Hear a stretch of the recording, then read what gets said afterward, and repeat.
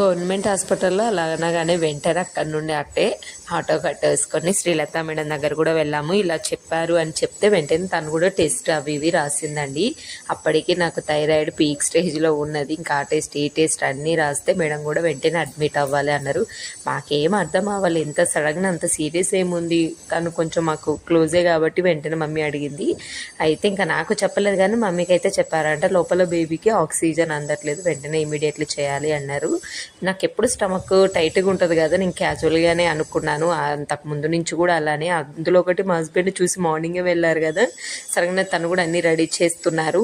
అబ్బాయిగా చూడాలి హడావిడి. ఇంకా వాళ్ళు వచ్చి బ్లడ్ టెస్ట్ అనడం, వీళ్ళు వచ్చి బ్లడ్ టెస్ట్, ఇంకా పడుకోమని అబ్బోబ్బోబ్బో. అసలు మేము మార్నింగ్ బ్రేక్ఫాస్ట్ తినేసి ఏదో క్యాజువల్ చెకప్ కానీ వచ్చేసి వెంటనే అడ్మిట్ అయ్యే పరిస్థితి అయింది. ఇంకా మా హస్బెండ్కి ఫోన్ చేస్తే షాక్ తను.